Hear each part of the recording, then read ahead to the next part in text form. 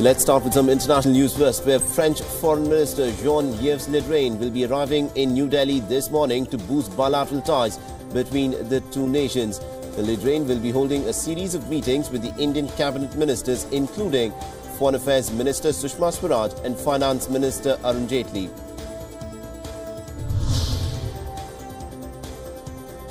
Much of India's north, including New Delhi, has been reeling under a thick blanket of life-threatening smog that has besieged the region for weeks now.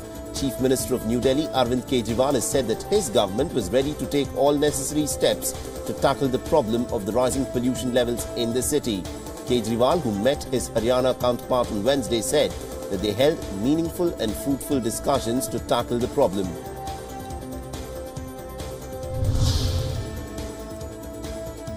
Fishermen in southern Rameshwaram town went on a strike to protest against the alleged firing by the Coast Guard personnel on their colleagues. The fishermen have claimed the Indian Coast Guard had fired rubber bullets at them while they were fishing at Rameshwaram coast on Monday. The Marine Police have lodged a case against the ICG and have also initiated a probe into this incident.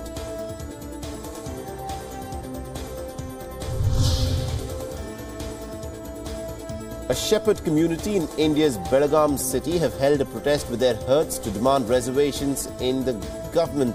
Scores of protesters of the Kuruba community in Karnataka marched with herds of their sheep outside the legislative building to press for their demand of reservation under the scheduled tribes category. The protesters are saying that they want reservation as they are a nomadic tribe which wanders from one place to another.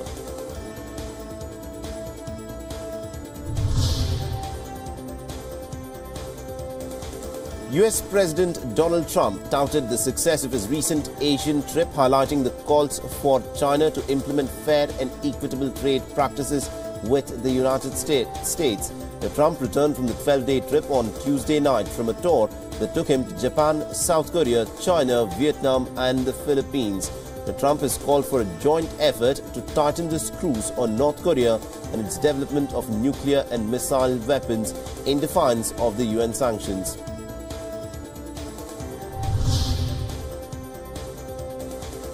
The United Nations Secretary-General Antonio Guterres has appealed for calm and restraint in Zimbabwe after the military has seized power in that nation. UN spokesperson has said that Guterres is monitoring the evolving situation in Zimbabwe and also has said that the preservation of the fundamental rights, including the freedom of speech and assembly, is of vital importance.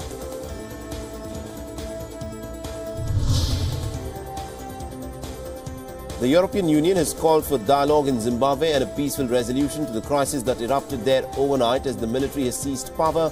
The EU Commission spokesperson has said that the EU's executive was concerned by the recent developments in Zimbabwe and has called on all relevant players to have a dialogue.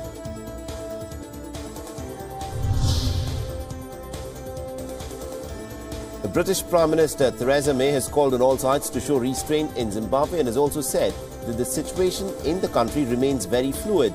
Zimbabwe's military had seized power early on Wednesday, targeting criminals around President Robert Mugabe, but gave assurances on national television that the 93-year-old leader and his family were safe and sound.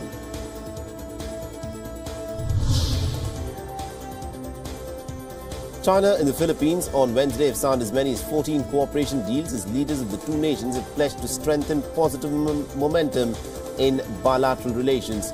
The Chinese Premier Li Keqiang has said that the Chinese-Philippine relations have improved and both sides hope to work together to make up for the time that may have been lost. A routine photo op at the Treasury Department set off a firestorm of tweets and memes after the Treasury Secretary Steve Mnuchin and his wife Louise Linton posed for pictures with the new dollar bills bearing Mnuchin's signature. Mnuchin, who initially had stood alone for his photo op, is seen calling Linton to join him in the picture.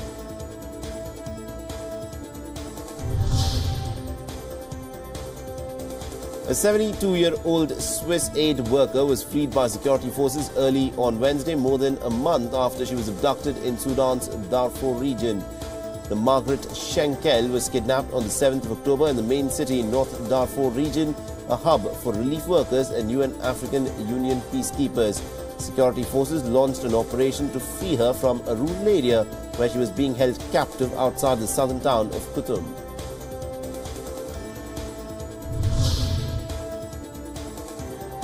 Lebanon's president has accused Saudi Arabia of holding hostage Prime Minister Saad al-Hariri along with his family and has called this an act of aggression against Lebanon. But this is the first time that he has explicitly said that Saad al-Hariri was being held against his will. The WION has further said that he will not accept Hariri's resignation until he returns to Lebanon to formally submit it and explain his reasons, which Hariri has said he will do in the coming days.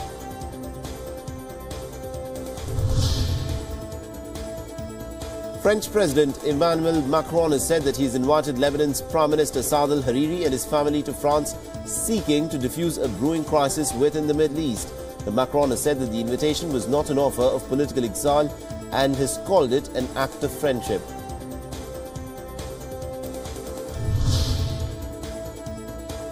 Colombia's Constitutional Court said in a ruling that special justice tribunals outlined in a peace deal between the government and the Marxist FARC rebels are constitutional. This ahead of a congressional vote on the subject. The court has also upheld most of the provisions that were agreed in the 2016 peace accord for the special courts. The President Juan Manuel Santos has urged the Congress to pass the law as quickly as possible.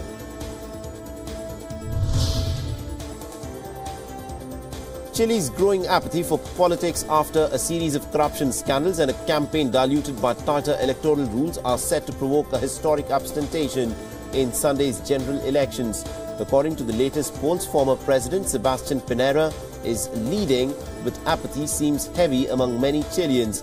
Several Chileans have said that they did not intend to vote or would void their vote as a form of demonstration to express their dissatisfaction with the candidates who were running in these elections. German Chancellor Angela Merkel and French President Emmanuel Macron met on the sidelines of the UN climate talks on Wednesday, where they both held speeches about their country's commitment to help fight climate change and its effects.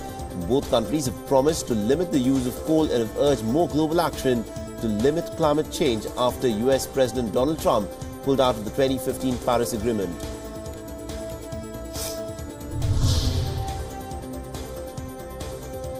French President Emmanuel Macron has urged more global action to limit climate change after US President Donald Trump pulled out of the 2015 Paris Climate Accord. He's added that France aims to close down all coal-fired power plants by 2021 as a part of the action to limit greenhouse gas emissions.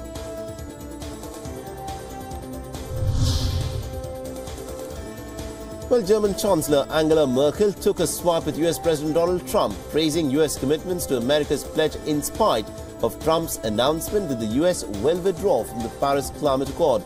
Addressing a session in Bonn as part of the COP23, Merkel said that the global climate agreement signed last year was only a start and more steps were needed to fight the global warming around the world.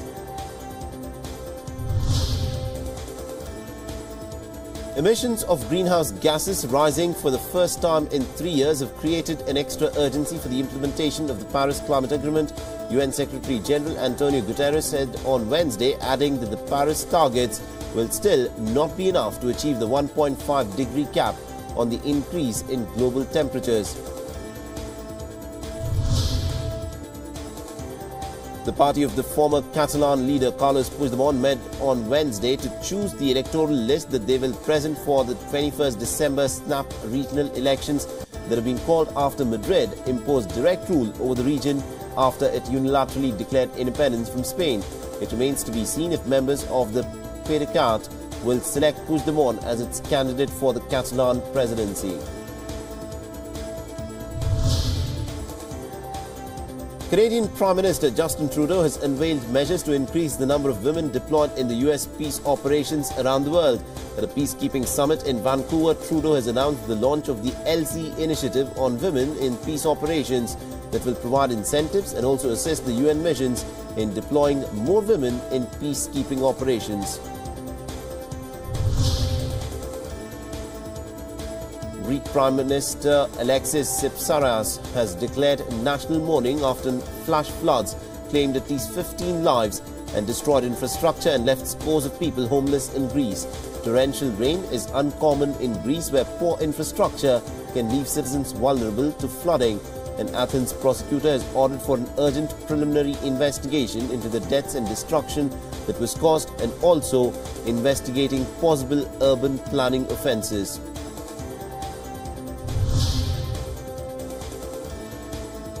Four people needed urgent medical attention after a fire spread through part of a 15-storied social housing block in Belfast on Wednesday.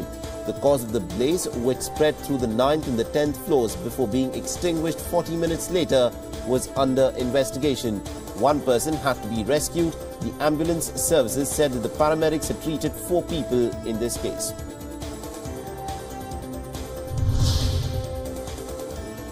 South Korea has postponed its annual university entrance exam by a week after a rare earthquake rattled the country, shaking the buildings and also causing damage but no deaths. The Minister of Education has said that the hugely competitive examination scheduled for today will be postponed for the first time ever because of a natural disaster. It was the country's second biggest earthquake on record. The exam will now be held on the 23rd of November to ensure conditions were fair for everyone.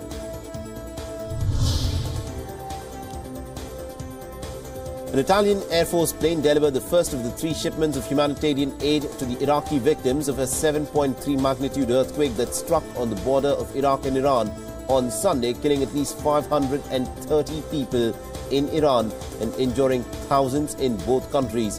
The first shipment consisted of blankets and hygienic kits, with the following shipments to bring tents, medical supplies and cooking utensils on Thursday.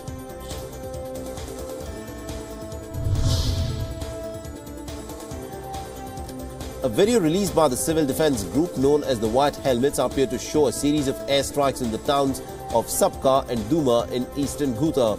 This just days after the reported arrival of an aid convoy over the weekend. Reports also suggest that 5 people were injured in Duma when the town was targeted by 4 bombs and also artillery shelling. The monitoring group has also said that the regime forces had launched 2 missiles on Hamoria and 3 on Sapka, which had injured about 6 people.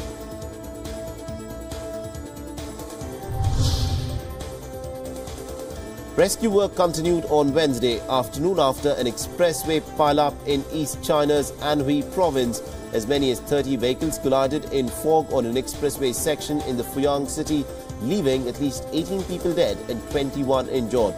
A huge fire started when a vehicle crashed into a bus and also hit its oil tank, causing several vehicles to catch fire.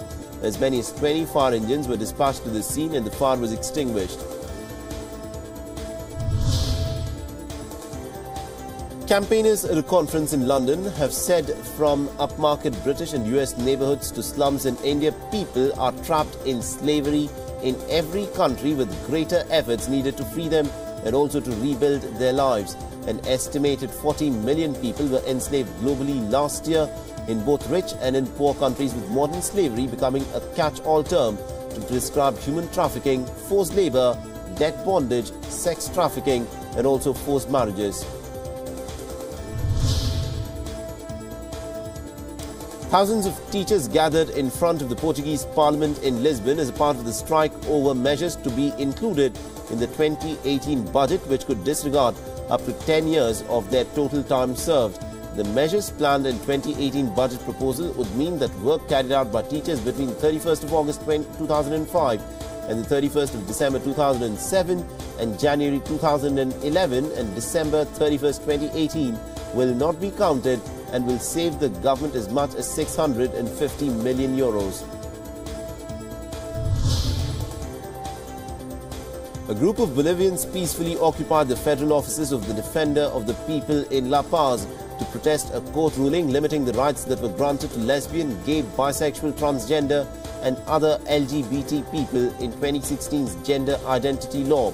Now, in its ruling last Thursday, Bolivia's Supreme Court has declared unconstitutional the section of the landmark law that extended marriage and adoption rights to people who changed their gender identity.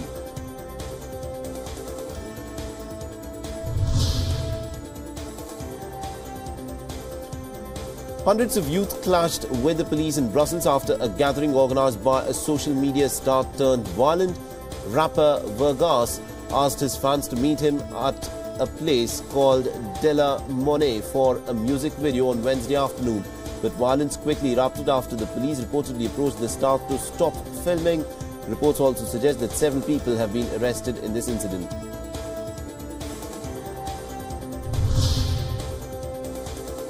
Prince Harry bolstered his commitment to HIV and AIDS awareness in the opening of a testing pop-up shop in London's East End.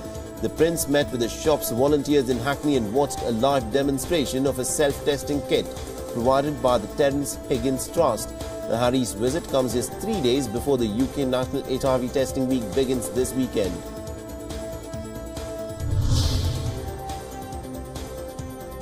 The Raj Pink, which is the largest known diamond-graded fancy intense pink for its rare colour, has failed to sell in Geneva. This led to several other major jewels being left stranded on the auction block. Bidding opened on the Raj Pink at $10 million and climbed to a bit more than $14 million before it stalled. Fidel, a musical about the Cuban revolutionary leader Fidel Castro, is being shown in the famous surroundings of the Covent Gardens in London on Thursday. The play depicts Castro's life leading up to and during the Cuban Revolution of 1953 and looks into some of the reasons as to why he rose up against the dictatorship of Fulgencio Batista.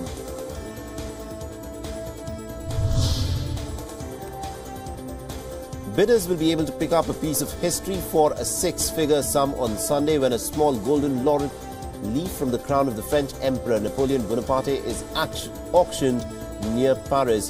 The auctioneer, John Perry Ozenat, has said that it represents the power of the man whose empire had once stretched from Barcelona to Hamburg.